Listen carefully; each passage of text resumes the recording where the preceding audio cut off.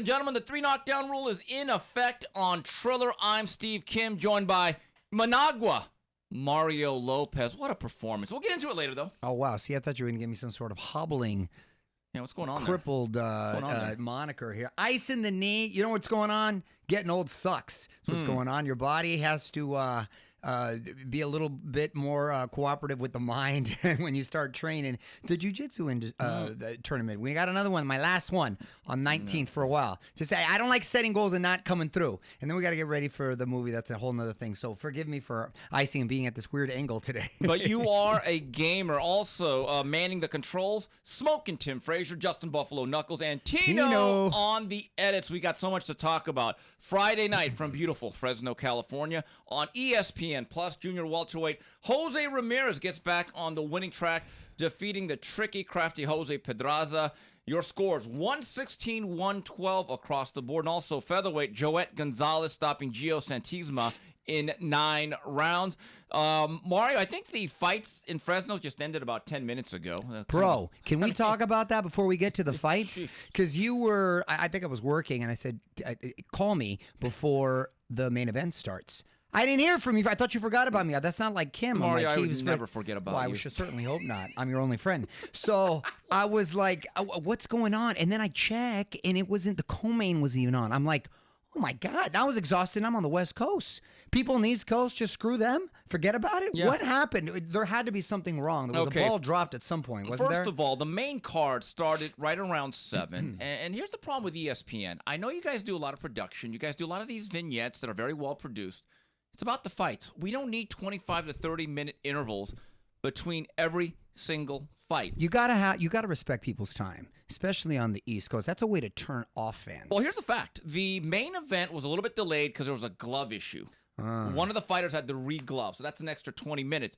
But the main event didn't start till about 9:35 Pacific time. Wow. Which is past midnight on the East Coast. So technically Sunday morning. And the Saturday. And so Saturday morning, yes. The official decision wasn't read right around 1:30. Now, look, for the West Coast, it's not that big of a deal, but half the country is either Central or Eastern time. Right. I have another question. How do you build an audience when you start your main events that late? Well, that's what I'm saying. Not only do you not build an audience, I think you lose it. And it discourages people from wanting to. Why would they want to watch or be invested? No other sport says, hey, you know the thing that's the main event, that's our main dish? Let's start it past midnight. Hey, guys. Quicken it up. But anyway, your thoughts on Jose Ramirez's winning effort? Well, I liked Fresno and the fact that they're fighting in his hometown a lot. It's a lively crowd. He packs the place. And this was the first time we've seen him since he fought Josh Taylor, which we were both at. He came out aggressive. He was letting his hands go from the beginning. I thought he was doing a good job for the most part, cutting off the ring. However, Pedraza ended up making nice adjustments and started to time him, but I felt it was a little too few and far between. He kept it interesting, but never did I think at one point he was starting to take over or Ramirez was in danger. There was some close rounds that I think maybe could have gone either way. I ended up having Ramirez because of his activity and him closing out strong, winning 115-113, but. And he's a complete total gentleman. I like this post-fight interview, and he carries himself really well. And it was a nice homecoming considering his prior fight. But if I'm being honest, I didn't like to see him getting touched too clean, Kim. I thought now he's in there with a very crafty guy, nice counterpuncher, but was it me or did he look like he was getting caught a little too clean, a little too often? Yes, and he's very lucky that Pedraza, for as slick and as technically sound as he is, not a puncher. And that became an issue. That crossed my mind, yeah. Look, I think there's a strong argument that Pedraza won maybe 5-6 rounds, but in Fresno, that equates to 8-4, which ended up being 16-12 across the board. Here's the thing with Jose Ramirez. Everyone says he looked rusty. That is certainly the case, maybe, but here's the thing about his last 5 fights. Jose Zepeda, difficult guy. Mo Hooker, very difficult guy, got through him. Victor Postel, incredibly awkward. Josh Taylor, incredibly talented. And Pedraza, incredibly good boxer. Look at that They haven't resume. done him any favors. Not at all. As a matter of fact, outside of a handful of fighters, Canelo, Usyk, what have you, who's really gone down a stretch like that? Right. Especially in the junior welterweight division. But this is the point that I want to make as it relates to Ramirez. A lot of people are saying he looks like a faded fighter. They're not using the word shot. Maybe they're using the term rusty. But he reminds me a little bit of a taller Ranger Baby Bull Diaz. Remember the young man out of Houston that used to throw a million punches? Sure. There's a theory about fighters like that, going back to Joe Frazier or even Jack Dempsey. They burn out quickly. In other words, they're like an SUV. They're not fuel efficient. So by the time they get to their late 20s, it's like a mid-30s. Certain styles like a Bernard Hopkins, Floyd Mayweather, they could fight all the way up to like their 40. Right, James Toney. Jose Ramirez is showing signs, in my view, of a certain type of physical erosion. But if I'm top ranking his management, and again, this is going to depend on the ratings, so there's going to be a lot of empty belts there, I would try to find a guy that's going to be there for him. I like your comparison with Baby Bull. Obviously, he's built a lot different. And by the way, Juan Diaz had a nice little career in transition. And I think he got into real estate or he got into law enforcement or something, and he's done quite well. And I think Ramirez, coincidentally, will transition well, too. He's a smart kid with bright head on his shoulders. I wouldn't say shot at all, a little faded. Look, I think there's a little wear and tear. I don't know how much of an erosion there is necessarily with his skills because he was very busy. And I think he needed to be with that particular fighter. Once Josh Taylor leaves that division, I think it's really interesting. Wide open. It's wide open, and I think he's right in the mix. Now, with Chon, Cepeda.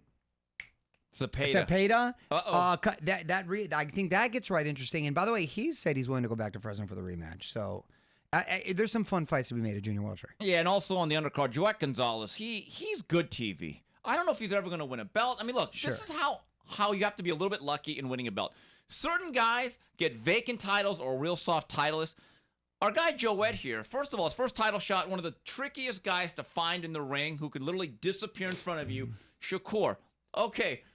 Then he fights a guy who throws 15,000 punches at you, all in different angles. He hasn't got it. So when people say it's easy to win a belt, no, it's not. No, of course not. No, it's not. But Joet he's a guy that has a blue collar, hard hat, and he just chops that Goes wood. to work. He just uses that pickaxe, and he breaks a guy down. It's exactly what happened. Now, Saturday night in beautiful San Diego, California, from the Pachanga Arena on the Zone. This guy is worth the 2-hour drive. In fact, you know what? I'd drive 20 hours to watch Roman Gonzalez picking up his 51st victory, just absolutely schooling a young, passionate Julio Cesar Martinez over 12, 116-112, 117-110, 118-110, and also featherweight action. Mr. Violence, Mauricio Lara, folds Emilio Sanchez like a lawn chair. That was dirty. Mario Chocolatito, that is boxing 101. That was like a masterpiece. It really was. That was like watching Picasso paint or something. I was so impressed because he's been on the scene for so long, right? And little guys usually don't hang out because it's a lot of quick twitch muscles and explosiveness and stuff. And especially after Sarong Vasai, the way he has managed to still fight at this level and the performance he just had against a young, strong kid who, by the way, I didn't agree with the commentary saying that he was wasn't answering, he was intimidated. No, that kid came to fight, and he was letting his hands go, which made it all the more impressive the way Chocolatito was able to answer. I can't remember the last time I've seen it. First of all, my guy's footwork is impeccable. He's never off balance, never out of position. I can't think of the last time I saw a guy be so close to a fighter and yet so relaxed and make him miss and counter and pay. I mean, that was some real, you can't even teach that. It's almost kind of just so nuanced, and his counters are so beautiful. Those uppercuts into the body and his placement, the way he goes up and down when he was going jab, straight right, with that left hook and then bouncing and catching and parrying all this. And he looked like he just shaved at the end, too. Because, again, Martinez was letting those hands go. He was a tough kid. By the way, props to him. He showed a real sturdy chin, showed a lot of heart, and he was letting those hands go. I don't know if it was Sergio Mora or some of the commentators were saying he's intimidated, he doesn't want to fight. I go, what? He was winging them hard and heavy. And Chocolatito was catching those punches on his arms, making his way in, and just doing such beautiful work inside. Very, very impressed from the 34-year-old. That looked like the tortoise versus the hare. One guy's working very, very hard, doing all this fast, frenetic stuff, and the veteran's just picking his spots, letting a guy go to certain areas, thinking 2-3 steps ahead. With everything you said, I want to talk about his defense. Young fighters, look at the hand placement of Roman Gonzalez and the way he tucks his chin in. For his style, he's as defensively responsible as you can possibly ask. And the distance in which he does it, Kim, he's right in your face. I've never seen someone so like right in your face and not get touched. And you talk about how Martinez was throwing a lot of punches. The problem is his punches have a lot of width. They have a lot of fat, as Teddy Atlas would say. So they gave counter-punching opportunities right down the alley. Now, if Roman, they did, but they were fast and furious too. They were, but and also there were times when Chocolatito would understand, I have to hit the guy, but I'm not going to punch through him. I'm going to bring my hand right back because he understood what was coming back. Now, if Roman Gonzalez was a textbook, technically, Martinez is the O-Pee-Chee folder with a lot of papers flying out of it. Old school reference there. Because technically, he's very, very unsound. And personally, I thought the only thing tougher than Martinez in that fight was his corner. Last 3 rounds, you're like, he's getting beat like a piñata. I expected Tootsie Rolls to fall out of him. Well, on TV, he still looked very much a live dog as far as he had a lot of whip on those punches. I didn't think, maybe in person it was different, but on TV, he still looked like he was...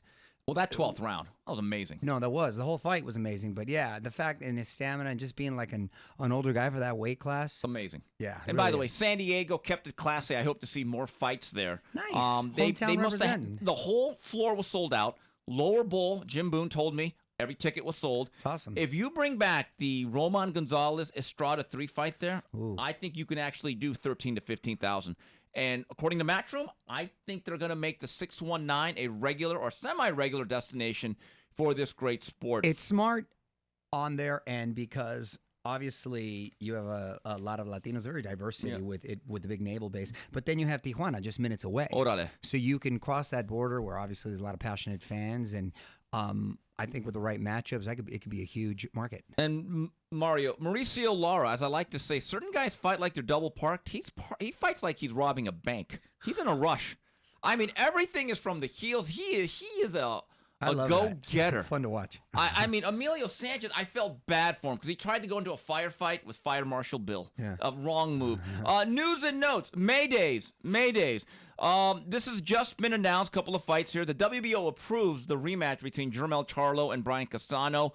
A lot of people believe that could end up May 14th. Then, David Benavidez looks like he's going to be fighting David Lemieux May 21st. And Mike Carpenter just reported this. Tank Davis takes on Rolly Romero May 28th. Well, you like that fight more than I do. I think that's a blowout. No, I think it's Tiananmen Square. I'm not saying it's not. I just like the antics leading up to it. It's funny. My guy gives zeros. Yeah, he really does. He's fun. He's fun TV. And till the actual fight. Then fight preview Saturday, Nottingham in England from DAZN for the WBA regular featherweight title. Lee Wood takes on Irish Michael Conlon. And one note here for Fight TV. This has just been announced. The Fight TV fine website does a lot of the pay-per-views that aren't picked up by the bigger outlets. On April 20th, from the Melbourne Convention Center for the IBF middleweight elimination, Michael Zarafa takes on Isaac Hardman, and the IBF women's super bantamweight title is on the line. Sugar Johnson takes on Melissa Esquivel. We come back. We have a very special guest joining us. Semper Fi, Oorah, Jamel Herring joins us in studio. And we're back here on the 3 Knockdown Rule on Triller. And Mario, we have a very, very special guest joining us in studio. My guy, Jamel Herring. Okay. What's going on, Finally, man? right? Yeah. Thanks for taking the time to come here. Now, coincidentally, we literally sat next to each other. Was it the Fury Wilder fight? Yep. The trilogy. The trilogy. That was a good one, huh? Yeah, it was. That was fun atmosphere. That was a great fight. It was you, me, Vince Vaughn. Right. We had Michael J. Fox is on the other side of me. Yeah. That was the road to be in, player. That was the road to be in. But no, man, I've always been a fan of yours. Appreciate it, not just in the ring, but out of the ring. Carry yourself like a gentleman. So I appreciate you taking the time. Tell me about this book you've got going on. My partner who's here with us today, JC, and I, we always discuss about just sharing my story. But I always figured it was like one of those things where like I wanted to share it after I was done, fighting, whatever. But it was like, no, you there's so much that you can tell now. Why don't you just put it out there? You know, for a while I kept putting it off. Then I decided, you know what? Let's at least get it started. Yeah. And pretty much it went well, and it became like more of like a part one, because I still feel like there's more to tell down the road. But for the most part, it's called the Fighting Marine. And people at first think it's just about maybe just my Marine Corps career or boxing career, but for the most part, it kind of like takes place in different scenarios, part of my life from my childhood. Like, a lot of people don't know. I used to be in like foster care. People didn't know that. Wow. You know, my parents was like, they was going through like problems, drug problems when I was a kid.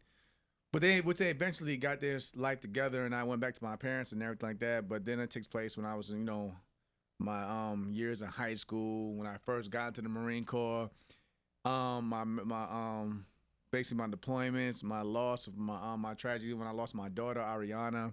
I speak on that for a bit because, you know, there are a lot of parents out there that been through the tragedy of SIDS. Sure. And I wanted to share my story as basically telling people that, you know, I'm just a regular human being at the end of the day as well. Like, I go through the same issues that you may go through as well. And, you know, just like different aspects help people that may be going through a certain part of in their life that I was going through, like with PTSD from deployments and things of that nature. Right. So I just wanted to basically just show people just different sides of me, more than just the fighting Marine boxer, and just, you know, all the obstacles that I've been throughout my lifehood. What a full life for such a young guy, and what an inspiration, especially coming through the foster care system, and, Right. and a perfect example of someone who can turn out to be a gentleman and a quality individual. You're from New York originally, correct? Yes, Long Island, Coram. Shout out to everybody in Coram, New York. Okay, Coral's in Long Island, is that what you're saying? Coram, yep, Coram, Suffolk County. Nice. All right. Except when you were there at Strong Island. Yeah. Okay. So born and raised there. Yeah. And then how did you get into fighting? I actually was like just dragged into it by coincidence. I just, like, growing up, all we knew was like okay, coach, like when I came from my parents was like Tyson.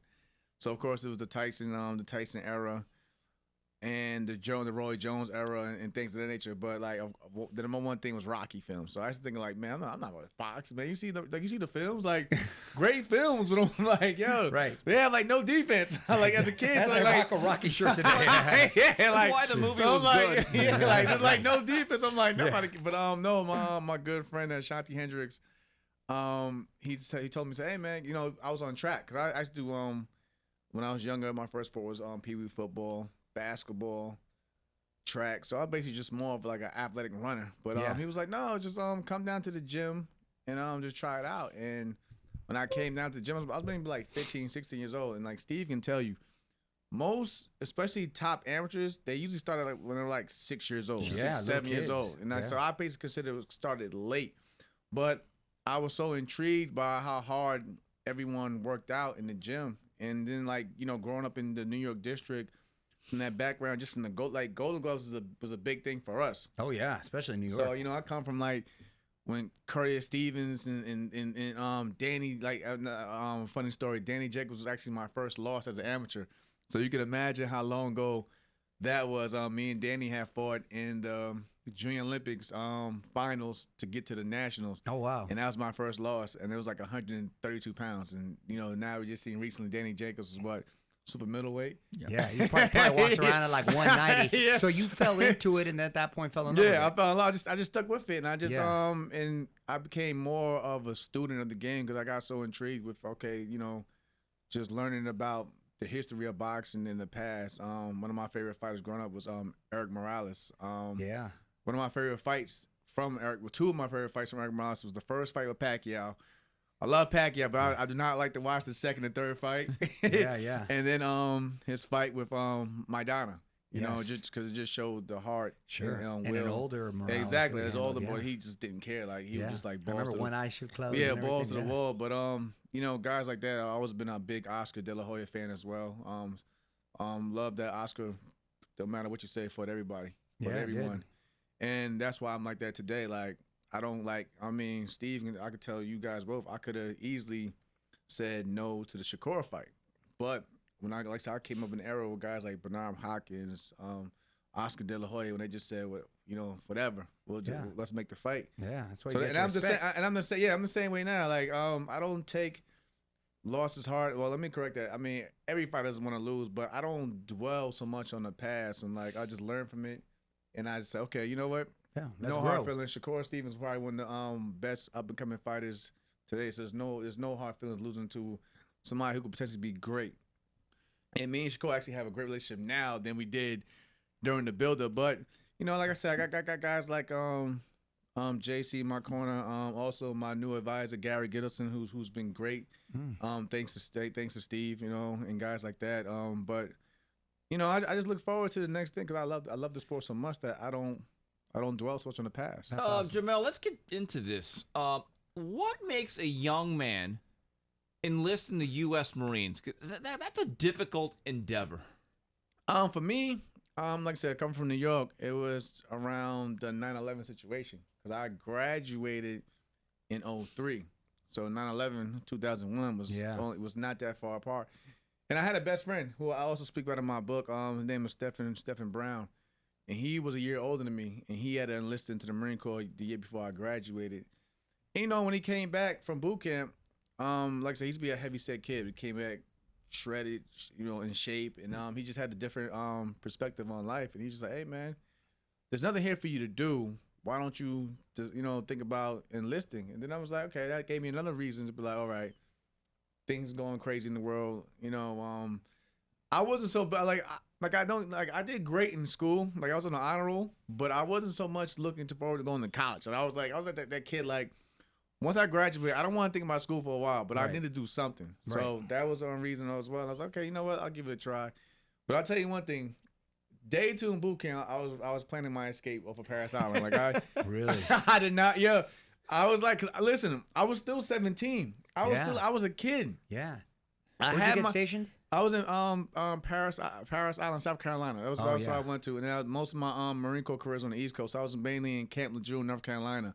But like I was always into fights because I was a hothead. Like I was always into fights in boot camp. It was like Oz.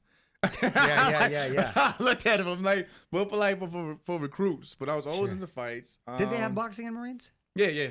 That's why I actually joined. That's why I actually got the bulk of my amateur experience. That's why I started learning the amateur system a lot quickly. Okay. Was through the Marine Corps boxing program because at the time, I would have actually went to qualify for the 2008 team, but I had got deployed and I missed all the qualifiers. I was in my second deployment at that point in time in 2007, and I remember, matter of fact, I believe it was my second deployment though. I was actually fortunate to watch the De La Hoya Mayweather fight in Iraq. Yeah. So when I seen that fight, I had found my motivation again to get back into boxing, and then from there, I had re-enlisted, but I wanted to go to a non-deployable station so I can just solely focus on making the 2012 Olympic team. And at first, it was a rough start because I came across a very young, talented fighter who I'm upset that's not active today, which is Frankie Gomez. He had beat me in the 2000, I think it was 9. Wow, what a small world. Yeah, it was a 2009 U.S. Nationals, and this is crazy. It's not smaller like you pointed out. He had beat me in the quarterfinals, and then he went on to fight Jose Benavidez in the finals, and he beat Jose. Really? And then he went on to the Worlds to fight the a Cuban the guy. national, the Cuban, the Olympic, and he ended up winning a silver medal. But then right there after that, I remember USA Boxing wanted to keep him in the amateur system, but Oscar in the game came along. Yeah. And they took him. That's so funny that you mentioned him too, because it was such a. Because I used to see Frankie when I go to Wild Card all the time, Right. Quiet kid, whatever. But man, he could box his ass off. Oh, yeah. But the kid, he just liked to eat too much, or he just no discipline. He had no motivation. He needed a little Marine. Yeah, I know. A little Marine boot camp in him. He was like what Steve had mentioned before in terms of Juan Diaz, but he can hit. He had power. Yeah, he had power. He was very active, and I'm like, because I'm a boxer. So like, if you let me just fight my fight at my pace, I'll box your head up. But like, he just kept coming and coming. Like, this kid does not stop. And this is at this point in time, he was like that. No one knew about him because he was so young. He had just came from the juniors. Yeah. So when he got to the fight into the men's division, nobody knew who he was. Yeah. Unless you was like one of the coaches who was deep into it. But like, he just went through everybody in that tournament and was like, man, this kid's amazing. And I would always like I talk to JC all the time. Like, man, I wish that Frankie would have just stuck with it because this kid was just so talented. And for no reason, Jamel. Like I remember he had a great. Was it Mauricio Herrera, his last fight? And he looked great, and then just fell well, off. he was supposed to fight as the co-feature on Canelo, Kirkland, and Houston, and he only missed weight by about 7 pounds. Okay, and at that point, he just went to Bolivian. He's the most undermotivated fighter I've ever seen. Which is sad when you have talent too. Yeah. You know, and it comes from a great circle of people because Sinisa Estrada started in that same circle, and Sinisa, another East LA fighter, next to Oscar De La Hoya, is probably one of their few champions from East LA. Mm-hmm. So shout out to Sinisa Estrada as well. But there's a lot of talent though that came from that pool. Yeah, and like. I can at least say Sinisa is one of the few that's still here today and going strong. Like Sinisa is like she stays motivated and she wants more. Like she's never satisfied, and I love that about her. Jamel, given the fact that you have seen combat, do you look at what's going on in the reports of the Russian-Ukraine conflict differently than most people? Yeah.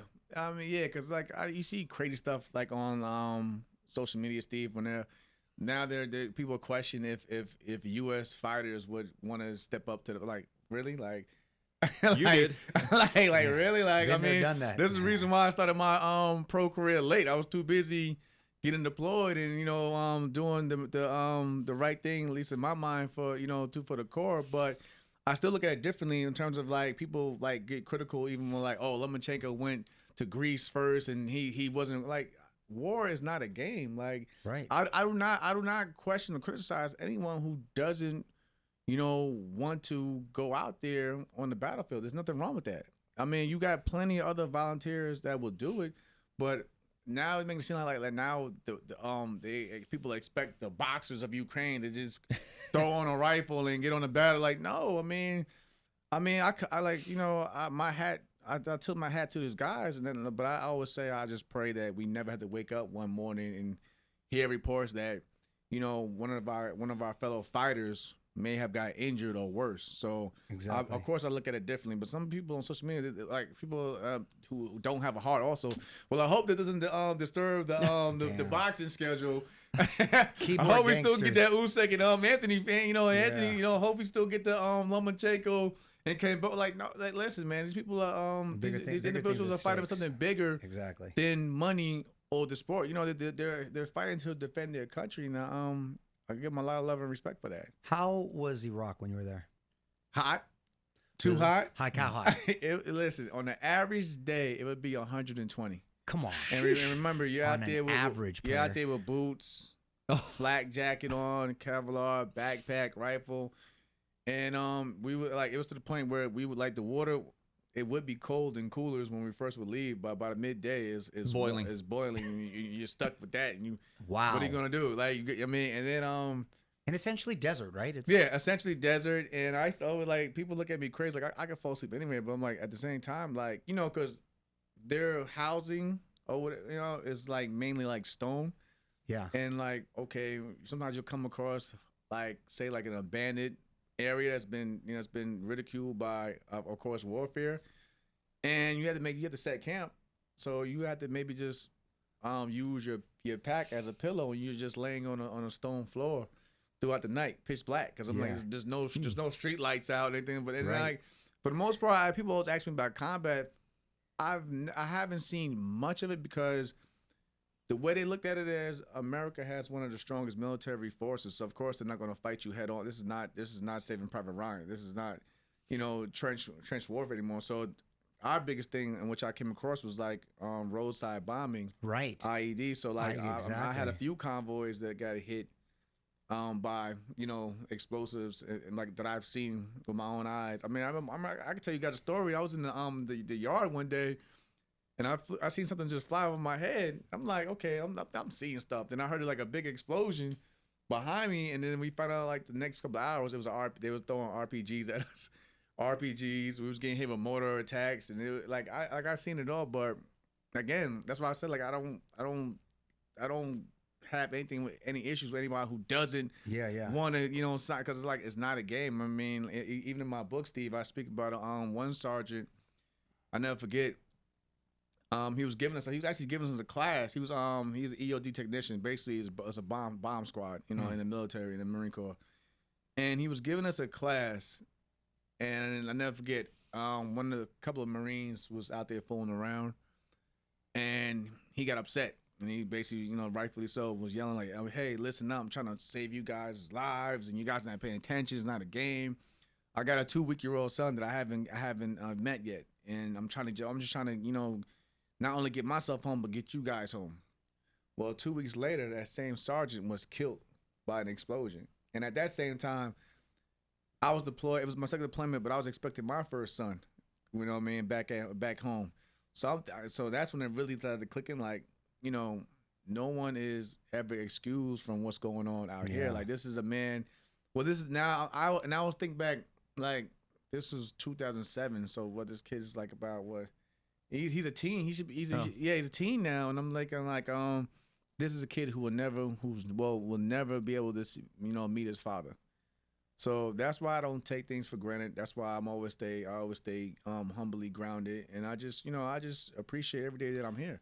Jamel, after serving, when you represent your country in the 2012 Olympic Games, did it mean more to you, you think? It did, because it's a funny story. The anniversary of the opening ceremony was the anniversary of my daughter's passing, July 27th. She had passed away July 27th, 2009. The opening ceremony was July 27th, 2012. So just to get there was a great achievement. And like you also, Steve, even on her 10th birthday, that's when I won my first world title. So I don't feel like, things happen for a coincidence. Like, I think things like just happen for a reason. Yeah. But not only just to get there, I was actually the only U.S. Marine to compete in the Olympics that year. And though we didn't have the greatest outcome, like as a leader, I remember I still stayed around for everybody's match, no matter what. I mean, I lost in the first round against a young, I keep forgetting his name, but he was the zone. Eddie Hearn had signed him. Eddie Hearn, that Kazakh fighter, who's now like a welterweight though, but he's like, I haven't seen him in a while. But still though, as one of the team captains, I said, you know what, I got to stick around, because I'm not gonna, have my head low and not be there for my teammates. So at least I got to witness girls like Steve's good friend Clarissa Shields won her first gold medal. Marlene Esparza also took a bronze medal. So I was happy just to know that. Even watching Errol Spence, Rashid Warren, Marcus Brown, Jose, Jose Ramirez, Jojo Diaz. So we actually had a real talented team. You, Jose Ramirez, Jojo Diaz, and Errol Spence all went on to be world champions. Right. So I mean, that's what I take out of it. Yeah. So we actually got something out of it in the long run. But I mean, still to this day, I still communicate with those guys. That's cool. That's cool. Michael man. Hunter as well. I haven't heard much from Dominique, but when I do get to see Dominique Brazil, but like I still reach out to these individuals to this day. It's interesting, Jamel. You signed with PBC, took a couple of losses, and it looked like, okay, it looks like this is not going to happen. Right. Was there ever a point where you said, okay, I got to get back to the civilian life, away from boxing? And did you ever actually think about walking away from the sport? No, because JC wouldn't let me. He wouldn't. I remember we were just like, you know what? After the Miller fight, it was just one of those things. You know what? We got to actually be smart and take a step back and figure out what we need to fix. Even now, no matter what. Even now, it's we always do the same thing. We just look back on the landscape, and that's when I said, okay. No, like Al Heyman, I actually still could speak with Al Heyman to this day. I'm like probably one of the only, it's only but so many few fighters I got his number, so I can still reach out to Al Heyman. I still talk to Brad and Sylvia over there. But the thing was, after the Miller fight, I was actually willing to stick with PBC. But I wanted to make a move down south to super featherweight, junior lightweight. And at the time, when you look at the landscape, there was no one in there. There's only but Tank Davis. But I had to actually fight somebody just to get back in, at least in that picture and in the rankings. And I was like, you know what? My contract's coming to an end. Okay, maybe we should look around to see what's going on. And I actually, and Shout out to my guy Robert at Golden Book, and I always get on his case. Robert Diaz? Yes, Robert Diaz. A lot of times. We went to Robert Diaz first. We went to Robert and him first because I remember when I first signed with Al, that's when they were still working with Golden Boy. So I started my career on Golden Boy cards, and I had a great relationship with Golden Boy. And again, like I said, I grew up as a fan of Oscar De La Hoya. So I was like, I was like, you know what? I don't have no problem going to Golden Boy. I would love to go back to Golden Boy. But at the time, they thought, I remember Robert and them thinking that, because I used to train with Adrian Bronner, so they thought I was signed with Bad Billions. I'm like, no, I don't have any. There's Lucky no you. There's no paperwork here. Like, no, I'm just a free. And like Robert didn't bite. He wasn't taking the bait. So we went over to Top Rank and interesting story. You know how it is, Steve. At first it's like, okay, coming up for second loss. Maybe let's match him up against one of our younger guys to see how he does. Then it was like, well, if he beats one of our younger guys, he may jump ship and go somewhere else. So let's give him a 3-fight deal. Then somebody over there was like, you know what? Let's just give him a full ride and see how it goes. And that's how I ended up with Top Rank. And even then, Steve, Mario, as well, it was not cemented. I still had to go over there and prove my case. Sure. And I remember, I never forget. First fight, headbutt, bleeding, and they thought it was about to get it was over. And I was like, you know what? It's time to be a Marine, bite down, push forward. And I end up stopping the guy. And I remember, and the crazy thing is that this kid had just went the distance with the prospect Teofimo 2 months prior to that. And so when they got the call to fight me, they was feeling good about themselves. It was like, oh yeah, we just went the distance with Teofimo Lopez.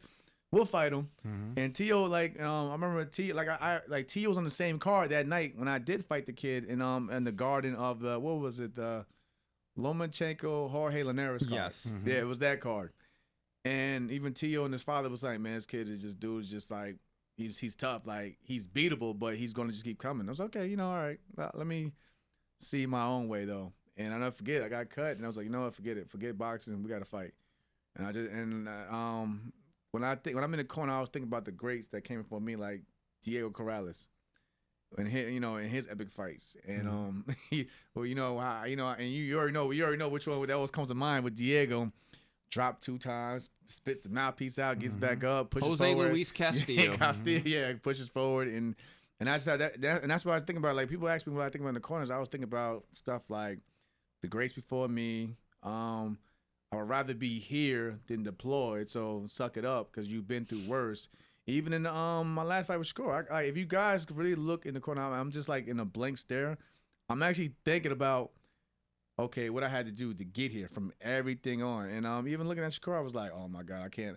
And I told Mario too, I was like, and I didn't follow through in the beginning. I told him that I can't outbox this kid. I'm gonna have to make it a fight, but it took so long for me to get warmed up to get to that point where I'm just like, I just gotta keep pushing forward and marching through. Well, that's the thing. What is the difficulty? What is the riddle of Shakur Stevenson that is so difficult to figure out? He's great with timing. He's great with timing and distance. Like, he knows where he's at. If you watch, even when I kept trying to press him to the ropes, once his back hits that ropes, he's gone. And it was like, if you start overthinking, he's gonna react first. And it's like, I don't know, he's great with his eyes. Like, if he even twitch, he's either gonna make a defensive move or he's gonna get out of there. So I gave Shakur that credit, and like I said, he's really good with distance and timing. Like, timing beats anything. Yeah, he's been very respectful towards you too, which I really like and appreciate. What do you think about the Valdez fight and him coming up? I think it's a good fight. But and it's not because I lost to Shakur. I always look at this is why I do commentating now on the side. I gotta look at both sides of the picture. And with Valdez, I just say that he had so much issues with his last fight against a boxer that was longer than him, that I feel like a better boxer within Shakur, he may not say Shakur may not be as strong as Canseco, but like, he has enough to keep you, that's respectable, and keep you thinking in there. So I just feel like, in the beginning at least, Shakur is gonna end up stealing a lot of rounds, because if you look, Valdez takes a while to really get charged up and make it a fight down the stretch. But by then, You can buy. Over. It could be Jamel, over. bottom line, if I'm Eddie Reynoso, I tell Oscar, don't think, punch. I better see 150 punches in round 1, or I'm not going to let you back in the corner. You better go. No, I'm being dead serious. When you face a guy like Shakur Stevenson, there are fights and I've talked to boxers about this. Oscar's going to have to say to himself, I'm going to get hit where I'm not going to be seen. I may never be the same because I'm going to get chipped away at. But there's a sacrifice to winning fights. I saw Margarito walk through Miguel Cotto in that first fight, and I saw Margarito after the fight banged up. He made it up in his mind that this is going to be tough. I'm going to shorten my career tonight. Now, Stevenson isn't that heavy-handed guy, but I think Jamel can tell you, he hits you with blind shots, and they actually hurt because you don't see them. I didn't see him. I was getting cut over I didn't see him. Like, I'm thinking I got my guard up, but if you look, he loops around just enough where it's not too wide. Right. But just enough where he knows where his target's at, and he'll catch you right there. And he just kept irritating the same eye over and over. And I was like, we're not gonna win it by decision. So we gotta just toughen it up. Yeah, be willing to be knocked out. It sounds like the worst advice, but easier said than done for a lot of right. guys, but sometimes it's the only way. You're exactly Another master craftsman that I know you're very familiar with because you work side by side with him. In your view, having been in the gym with him numerous times, what makes Terence Crawford special? Bud knows how to make the proper adjustments in a fight. I think I've seen it best which is an underrated fight, in the Mean Machine fight.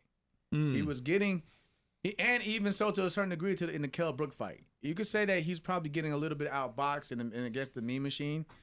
And, it's just those minor adjustments that he had to make. And that's why they always say he's good at being, Max Kellerman says so best, that he's just a mean fighter. He is. He's got that nasty. Yeah, he's a dog. Well, he makes those nice adjustments, like you said, and I don't think I've ever seen anyone switch to southpaw and be equally successful. Right. Like, it makes you confused. Is he a southpaw really, or what? I ask him that all the time. I was like, bro, are you left-handed or right-handed? Because I can't, even when I'm sparring with him, he has equal amount of power in each hand. That's what makes him scary as well. Yeah. Some guys, they may switch southpaw because they feel like they're going to just confuse you and be more effective. But, he can do it and just be not only effective but strong in each hand. Seamless with it. Yeah, and so, that's what makes him special. He just a smart fighter. Even down, I was getting frustrated with him. I told him even in the Sean Porter fight, I'm yelling in the crowd, what are you doing?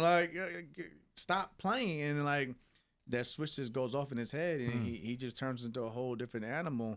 And I said at one point in time that yes, Kell Brook was probably long past the Kell Brook that beat Sean Porter back in the day, but I always thought Kell Brook was actually one point in time one of the best welterweight. Yeah, I agree. After that point in time. So I always been a fan and had tremendous respect for Kell. And even in the Kell Brook fight, Kell he came to fight. He won the first 3 rounds, I thought. He boxed. He really. He's an athletic guy. Bud just you can't fall asleep with him. It takes that one time. And my guy knows how to close the show. Would you favor him in a match with Errol Spence? Oh, this is a loaded question. You can't ask him that. He's Switzerland Herring here. Well, I know he knows both of them. I'm not asking. I'm not asking him. I'm not asking him to bet. That fight for me is a Is that a 50-50 fight in your eyes? I gotta. I have to see my guy Errol in his Ugas fight. Fair answer. In Ugas. You know why? Because we don't know. Because the Danny Garcia fight, I felt that that he could, in my opinion, could have did more. And it was a point that time that I felt that Danny wasn't doing it. Danny didn't seem like Danny. It seemed like Danny just showed a little bit too much respect in that fight. And at the same time, we still had a lot of questions on Earl because of the accident. Right. So, but I feel like Ugas was really motivated and a difficult boxer as well. I have to see, how my guy performed. And I'm also huge respect with Ugas. Ugas wants to fight everybody. Yeah, even he said if he wins against Earl, he wants to fight Bud. But when I come back, because I'm coming back. Yeah, then we can speak more on it after the Ugas fight. But and not take something from Errol, but like I said, I just want to see just how he really is now, after the accident and the eye injury. No, exactly. No, both great fighters. Yeah. I was just curious as your take right there. What did you think of Roman Gonzalez this past weekend? Oh, he did. He really. He's always been a great fighter, but what he did this past weekend was I was expecting another close fight. Yeah, he dominated. he went out there and dominated and really closed the show. And I was even talking with JC about this yesterday. I said, I never take anything from a fighter on a losing end, but I also wanted to question if, I think Martinez was having issues with the weight. If that was for his performance, was that a reason why he looked so, with so many lows in his performance within the fight? But in terms of in Chocolatito, he looked like the Chocolatito from HBO days that everyone fell in love with. Yeah, back in the day. Well, look, Martinez was a flyweight, moving up in weight. They gave him about 5.5 weeks. Okay, I'm old school. If you get more than a month and you can't get in shape, you're not doing your job. Exactly. Okay, that's what Emmanuel Stewart used to tell me all the time. I'm not changing on it. No disrespect to any of you modern guys. You guys are made to be soft because of the business. I really think you're actually victims of it. Honestly, I'm just gonna say. I'm staying in shape, right? Look at me now. You're the exception. I'm good. You're By an the way, anomaly, exactly. What's next for you? Okay, glad you asked that, and I have to put my guy Eddie Hearn on the spot. Uh-oh. Because Eddie knows I have been reaching out to him personally. And Eddie actually looks at all your messages because they show it, especially on Instagram. They show. So I went to Carl Moretti. I always go to my guy Carl Moretti at Top Rank, and I told him I had no issue staying at junior lightweight or lightweight. Wherever the fight is at. That's how I am. Whatever the fight is at, Steve. But I reached out to Eddie. And I brought up to Carl as well. I wanted the Ogawa fight, and I even told Eddie, since he's working with Ogawa, I would, I travel. You guys know the Frampton fight. I was willing to go a reason to go to the UK because they always ask me to come back to the UK, even if it's to beat up guys like Archie Sharp, who's really, like Steve says, Archie Doe. But if it makes sense, because even Archie isn't now he's a mandatory for the WBO. So like if it makes sense, I have no issue going to the UK. But I reached out to Eddie Hearn. Eddie never reaches. He never replies for whatever reason. But I actually said, listen, if you want to make the fight, I have no issue even earning my keep by taking a fight in between to get back in the mix. And I will even go over to the UK, wherever you want to fight at, to fight Ogawa. Never got a reply. So we went back to the drawing board. Mr. Gary Gittleson, of course, been a huge help in getting me just even motivated to get back in the ring. But, Gary spoke with Top Rank. We're now looking at May 14th. Basically after the Edgar Berlanga fight, I'll probably be right back in camp.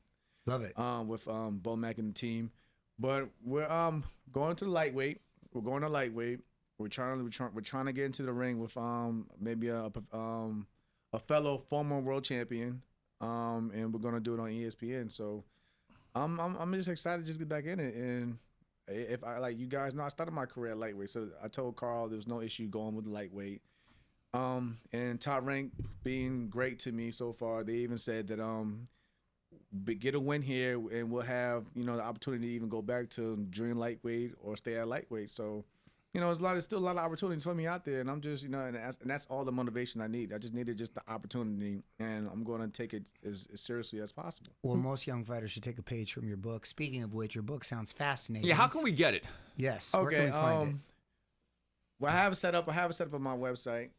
But I find the easiest way that everyone gets it, because especially today in the digital world, you can find it on Amazon. The Fighting Marine, easily it'll pop up the first thing on top of the list. The Fighting Marine on Amazon. Definitely, please get a copy. And so I meant to bring some, but like I said, the last minute thing.